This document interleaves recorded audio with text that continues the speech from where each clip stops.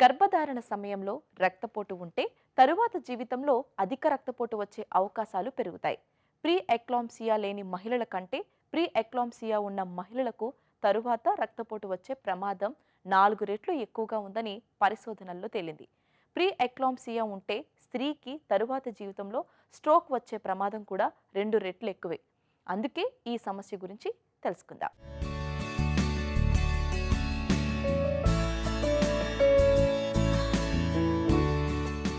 కాన్పు తర్వాత అధిక రక్తపోటు ప్రమాదకరం. కాన్పు జరిగిన 48 గంటల్లోనే ఈ పరిస్థితి ఏర్పడే అవకాశం ఉన్నా కొంతమందిలో ఆ తరువాత కూడా ఈ తరహా రక్తపోటు రావచ్చు. తరచూ తలనొప్పి రావటం, చూపు మందగించటం, త్వరగా అలసిపోవడం లాంటి లక్షణాలు కనబడతాయి. కొంతమందిలో ఎగువ పొత్తి కడుపులో కుడివైపు నొప్పి రావచ్చు. కాళ్లల్లో వాపు, కండరాల నొప్పి, కీళ్ల నొప్పి, అరుదుగా మూత్ర విసర్జన, శరీర బరువు అకస్మాత్తుగా పెరగడం లాంటి లక్షణాలు కనబడితే అది ప్రసవానంతర రక్తపోటు లక్షణాలుగా అనుమానించాలి. అంతకు ముందే రక్తపోటు ఉన్నవారిలో, ఊబకాయం ఉన్నవారిలో సాధారణంగా కాన్పు తర్వాత రక్తపోటు వస్తున్నట్టు గుర్తించారు. అదేవిధంగా తల్లిదండ్రుల్లో, తోబుట్టువుల్లో రక్తపోటు ఉంటే అలాంటి కుటుంబ చరిత్ర కారణంగా కూడా కాన్పు అనంతరం రక్తపోటు రావచ్చు. గర్భంలో 2 లేదా అంతకంటే ఎక్కువ మంది శిశువులున్న వారికి కాన్పు తర్వాత రక్తపోటు వచ్చే అవకాశాలు మెండుగా ఉంటాయి.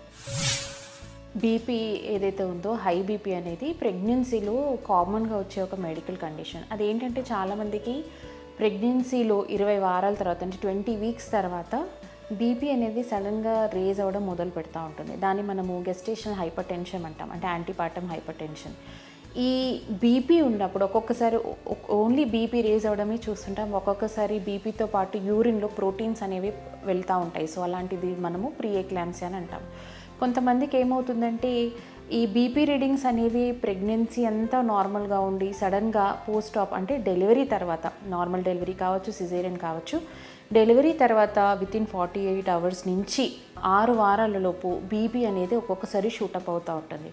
దీన్ని మనము పోస్ట్ పార్టమ్ ఎక్లాంప్సియా అని అంటాము. సో ఇది ఎందుకు వస్తుంది ఏంటి అని కారణాలు స్పెసిఫిక్గా అయితే రీజన్స్ ఏమి లేవండి. కానీ రిస్క్ ఫ్యాక్టర్స్ ఏవైతే ఉన్నాయో వాటి గురించి మాట్లాడుకుంటే, కొంతమంది ఒబేసిటీ ఉంటుంది, అంటే చాలా లావుగా ఉంటారు, అంటే వాళ్ళ బిఎంఐ అనేది ఫస్ట్ ప్రెగ్నెన్సీ స్టార్టింగ్లో చాలా ఎక్కువగా ఉంటుంది.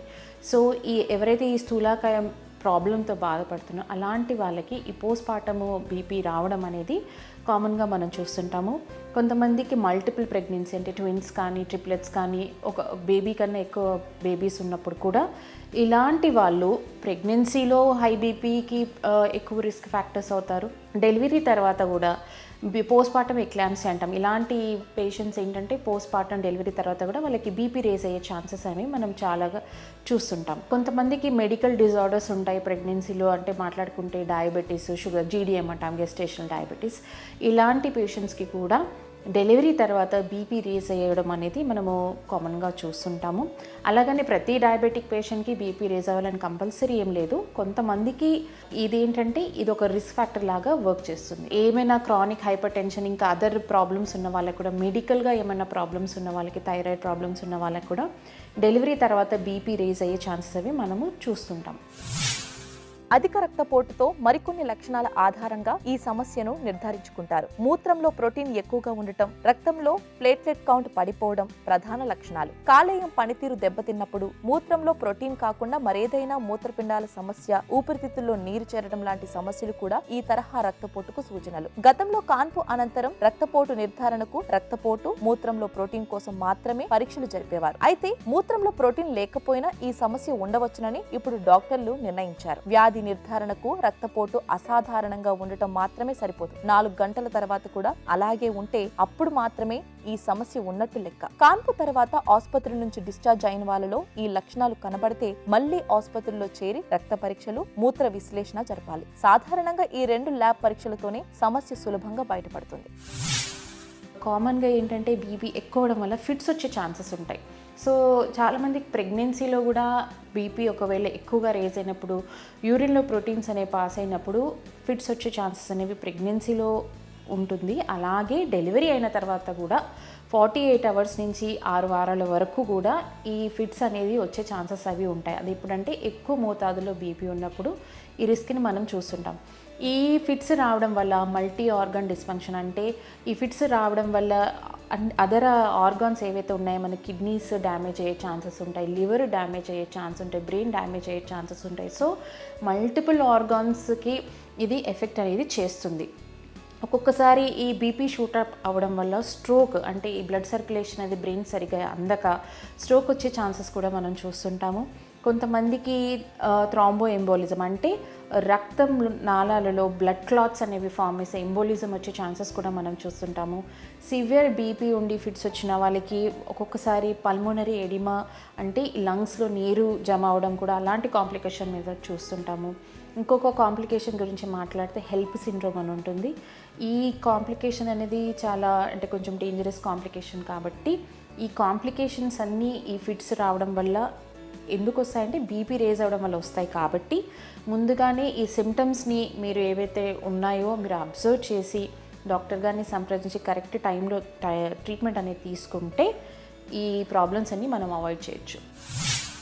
ప్రసవానంతర రక్తపోటు తగ్గించడానికి డాక్టర్లు సాధారణంగా మందులు సిఫార్సు చేస్తారు. ముందుగా రక్తపోటు మరీ ప్రమాదకర స్థాయిలో ఉంటే దాన్ని తగ్గించడం మీద దృష్టి పెడతారు. యాంటీ హైపర్ టెన్సివ్ మందులతో పరిస్థితిని అదుపులోకి తెస్తారు. ఆ తరువాత మూర్ఛల వంటి సమస్యలు రాకుండా ముందు జాగ్రత్తగా మందులు ఇస్తారు. బాలింతల్లో మూర్ఛ లక్షణాలు నివారించడానికి ప్రధానంగా బీపీ, మూత్రంలో ప్రోటీన్ లాంటి ఇతర లక్షణాలకు చికిత్స అందించడం మీద దృష్టి పెడతారు. కాన్పు తర్వాత వచ్చే ఈ సమస్య వలన శారీరకంగాను మానసికంగాను అసౌకర్యంగా అనుభూతి చెందడం సహజం. ఈ సమస్య ఉన్న వాళ్ళను ఎక్కువ రోజులు ఆసుపత్రిలో ఉంచి చికిత్స అందించాల్సి ఉంటుంది. దీని వలన అదనపు ఒత్తిడి ఏర్పడుతుంది. ఈ పరిస్థితుల్లో డాక్టర్ సలహాలు పాటిస్తూ ప్రశాంతంగా ఉండటానికి ప్రయత్నించడం వల్ల మాత్రమే త్వరగా కోలుకునే అవకాశం కలుగుతుంది.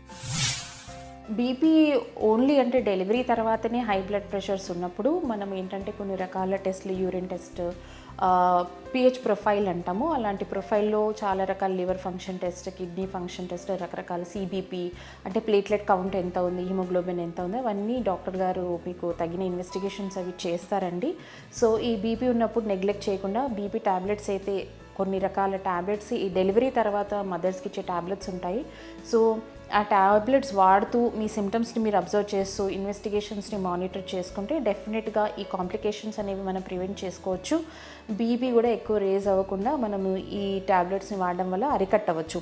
ఈ ఎన్ని రోజులు వాడాలి అంటే డిపెండ్స్ అండి. అది మనకు యాక్చువల్లీ 6 వీక్స్ వరకు రిస్క్ ఉంటుంది. కాబట్టి వీక్లీ వన్స్ ఈ బీపీ ట్యాబ్లెట్స్ వాడుతూ వీక్లీ వన్ చెకప్స్ డాక్టర్ దగ్గర చేసుకుంటూ అది తగ్గుతుందా పెరుగుతుందా బీపీ మానిటర్ చేసుకుంటూ నార్మలైజ్ అయ్యే వరకు ట్రీట్మెంట్ అనేది తప్పకుండా తీసుకోవాలి. ఎలా అంటే సిమ్టమ్స్ ఎట్లా డయాగ్నోస్ చేయొచ్చు ఈ బీపీ ఉంది అనే దాన్ని మనం మాట్లాడుకుంటే, ఈ బీపీ ఎక్కువ ఉన్నప్పుడు అంటే ఎక్కువ రేజ్ అయినప్పుడు డెలివరీ తర్వాత ఫస్ట్ సిమ్టమ్ మనం మాట్లాడుకుంటే సివియర్ హెడేక్, అంటే తలనొప్పి చాలా ఎక్కువగా అనిపిస్తుంటుంది వాళ్ళకి. ఒకవేళ ఒక్కొక్కసారి ఏంటంటే ఎక్కువ హై బ్లడ్ ప్రెషర్ ఉన్నప్పుడు యూరిన్ కూడా మనము మూత్రం పాస్ చేసినప్పుడు తక్కువ అమౌంట్లో వచ్చే ఛాన్సెస్ అవి మనం చూస్తుంటాము. కొంతమందికి అయితే విజన్ కూడా, అంటే కంటి చూపు అంటే బ్లాక్ స్పాట్స్ లాగా కళ్ళు సరిగా కనిపించకపోవడము, ఎపిగాస్ట్రిక్ పెయిన్ అంటే కడుపులో అప్పర్ పైన భాగంలో నొప్పి రావడము, ఇవన్నీ సిమ్టమ్స్ అనేవి హై బ్లడ్ ప్రెషర్ ఉన్నప్పుడు మనకి కనిపిస్తూ ఉంటాయి. ఈ ప్రాబ్లమ్స్ ఉన్నప్పుడు ఎవరైనా సరే ఈ హెడేక్ వచ్చినప్పుడు, లేకపోతే యూరిన్ సరిగా రాలేదు, ఇవన్నీ ప్రాబ్లమ్స్ ఉన్నాయి, కళ్ళు సరిగా కనిపించట్లేదు, పెయిన్ వస్తుంది అన్నప్పుడు ఇమీడియట్గా డాక్టర్ గారిని సంప్రదించి బీపీ చెకప్ చేసుకొని ఎవాల్యుయేషన్ చేసుకోవడం అనేది చాలా ఇంపార్టెంట్ అండి. గర్భిణీలకు రక్తపోటు రావడం సహజం. అయితే అది ఒక స్థాయి మించిపోవడం ప్రమాదకరం. కాబట్టి తగిన జాగ్రత్తలు తీసుకోవాలి. అప్పుడే తల్లి బిడ్డ క్షేమంగా ఉంటారు. కొన్ని అరుదైన సందర్భాలలో కాన్పు తర్వాత కూడా రక్తపోటు రావచ్చు. ఇది మూర్ఛల వంటి సమస్యలకు దారితీస్తుంది. కాబట్టి మరింత అప్రమత్తత అవసరం. ఆసుపత్రిలో ఉండి చికిత్స తీసుకోవాల్సి రావచ్చు.